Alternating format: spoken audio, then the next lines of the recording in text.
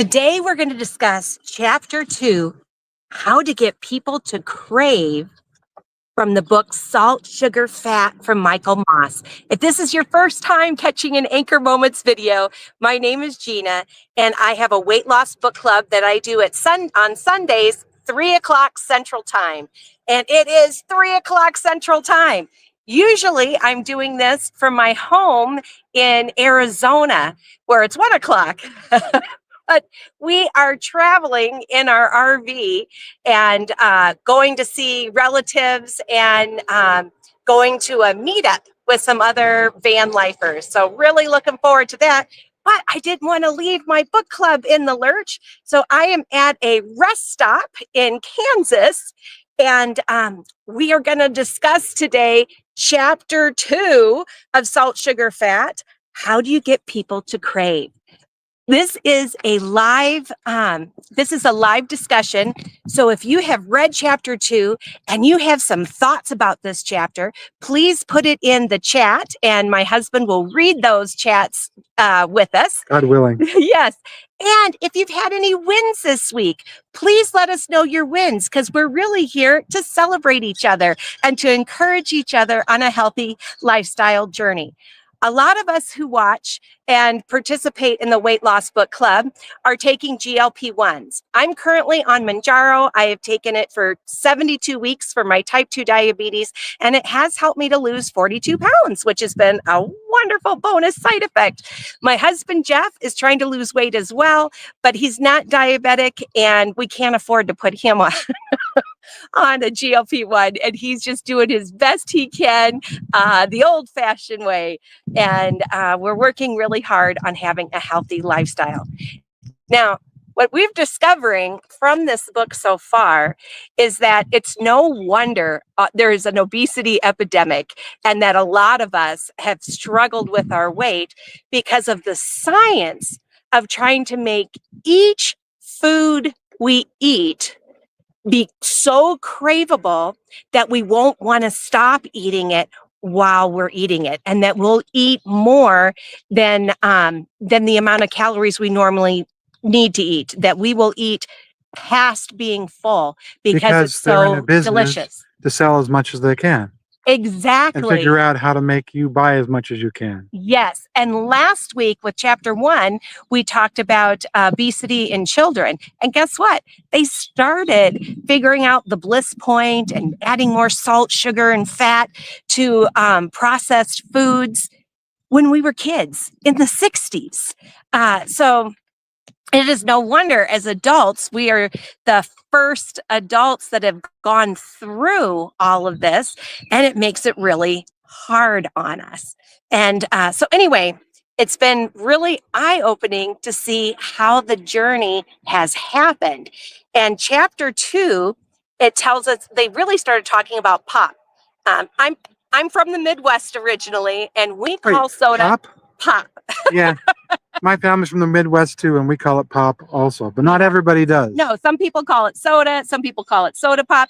And some people just call everything a Coke. Yeah, even a lemonade is a Coke. Yeah, exactly. It's a Coke. So even a Pepsi is a Coke. Yeah, right.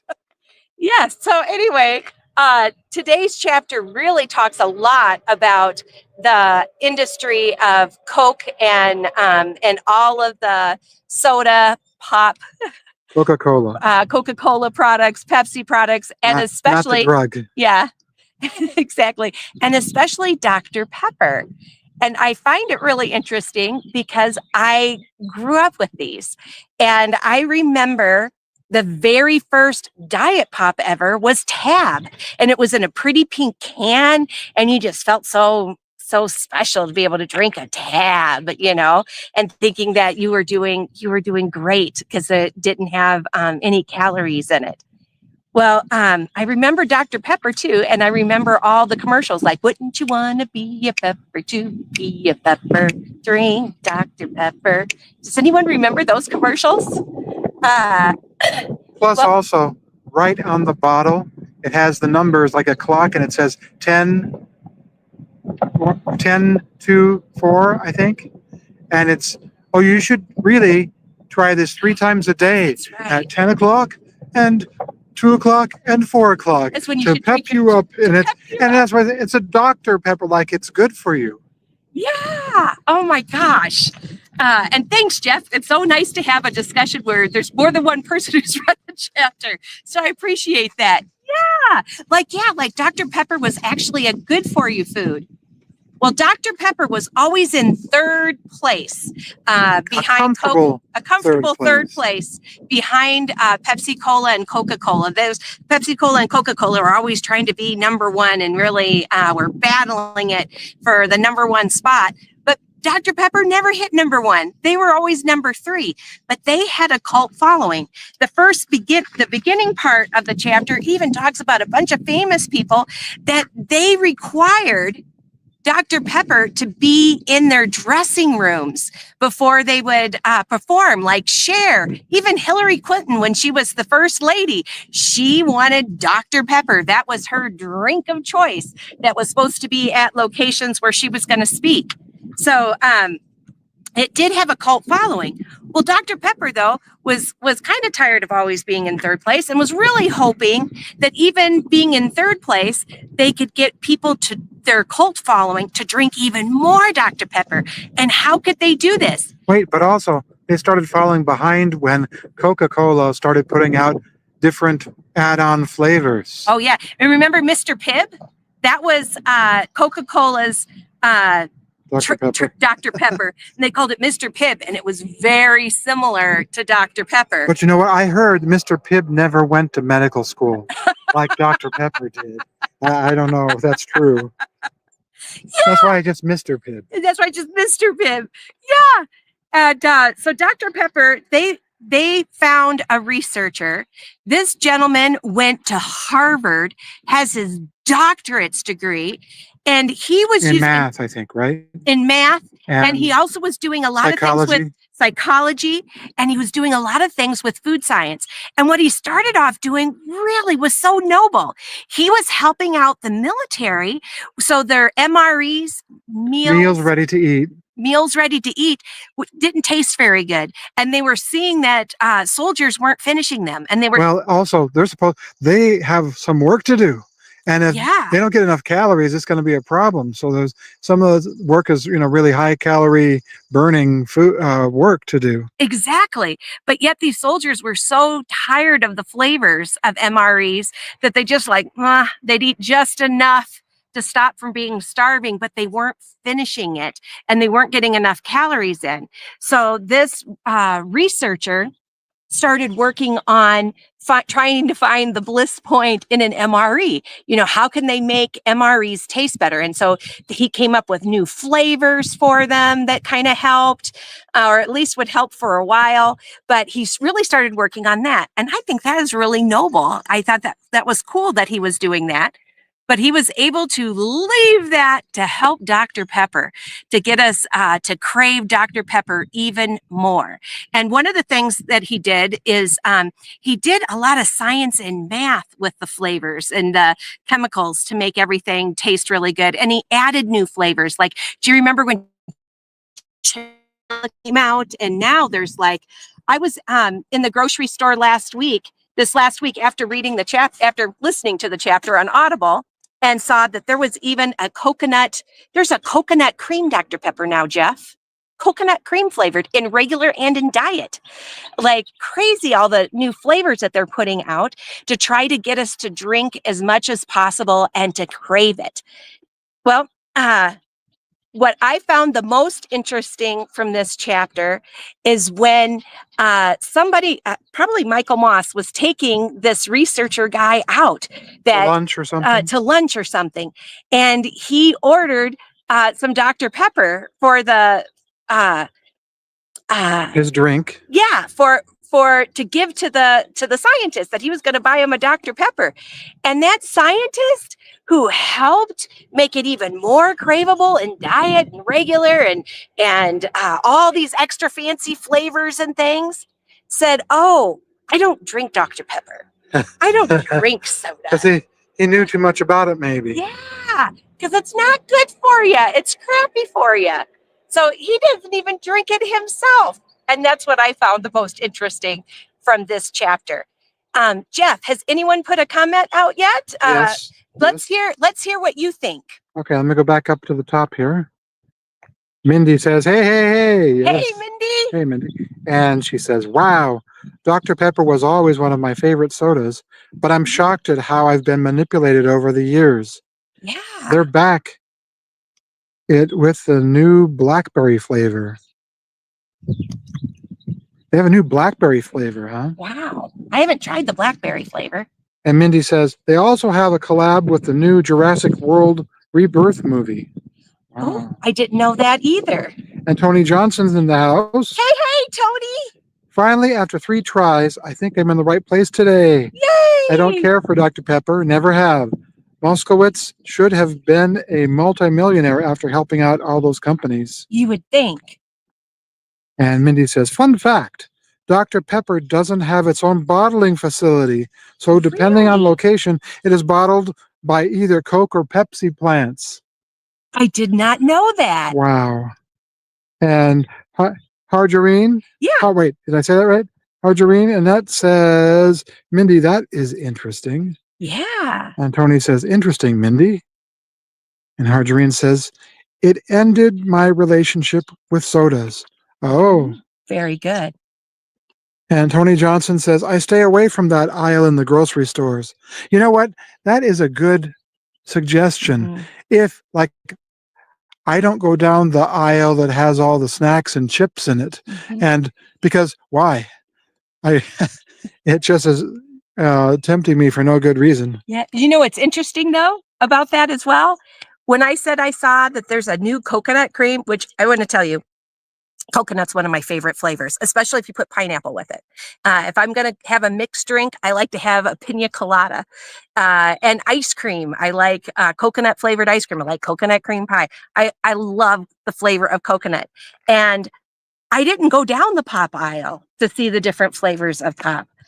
I went down the aisle that across the back where I could get my milk and those kind of things, but on an end cap, which is the most tempting or the most valuable space real estate inside of a store. And at the grocery store I was at the end cap from top to bottom, I mean, you couldn't miss it. Top to bottom was only Dr. Pepper, diet and regular with coconut cream. Maybe we'll see the blackberry in there too. Yeah. But it was on the end cap. And I was like, oh man, are you kidding me? Are you kidding me? Because I'm trying to swear off pop too and not drink pop anymore or have it be just the rare occasion. Because I do like, I have to admit, I like having a Diet Coke when I'm at a Mexican food restaurant as just like a special treat. But maybe once a month I'm having a pop and that's it. I used to drink though, Gina. Yeah. Now when we go to a restaurant and they ask us what we want to drink, what do we get? Ice water with lemon. It's free and it's really good for you. I used to feel guilty, like, oh, they're asking me to at least order something. Come on, I want to get a tip out of you guys. And all we did is ice water with lemon. But you know what? It's more refreshing. Yeah. And actually, I like squeezing the lemon in there. It's delicious. Yeah, and it's good for you. So that's what I've been doing. But I do, if I go to a Mexican restaurant, I usually will get that's my opportunity that I'll have one Diet Coke because I like the fizz when I'm having I'm having it. But it's rare. Very rare. It used to be, oh my gosh, Jeff and I, every time. Things that would send us to the grocery store, running out of milk, running out of eggs, running out of bread, and running out of Diet Pop. We used to buy caseloads of Diet Pop. We used to drink so much. When we used to go to Costco, the first thing we would do is we would buy they're Pepsi, I believe. We'd get a Diet Pepsi, and then as soon as we entered the store, then we'd walk around from the fountain. And then we'd walk around and taste their samples and different things. And then when we would check out our groceries, we'd go and get our free refill of our Diet Pepsi to take home. To be honest, we only got one and we both were drinking it. Gina, gosh. I know. Anyway. Mindy says, me too, Harjarine. She also avoids the pop aisle. Yep. And Harjarine says, it took me getting Let's see. CKD. Checked. Oh, What is that? yeah. What's CKD? It's a Chronic kidney disease. kidney disease. Mhm. To end it, but nevertheless, it's over. LOL. Good. Not good that you got the disease, Right, but right. good that you got rid of drinking the pop. Because yeah, it's just terrible. It's so full of chemicals. It's a horrible thing to drink. And Tony Health Johnson, wise. sorry, Tony Johnson says, I agree about not going down the snack aisle too, Jeff. I only go to places I buy my food for my plan. Ah, yes. Oh, that's really smart. That's really smart. And Mindy says, Margarine, has your GLP-1 helped your CKD? That's a good question. And Mindy also says, right, Tony? I don't have a dog, so I don't go down the pet food aisle. Same idea. And Margarine says, I am not sure, Mindy. My numbers are up and down. And Logan says, hey. Hi, Logan. Hi, Logan.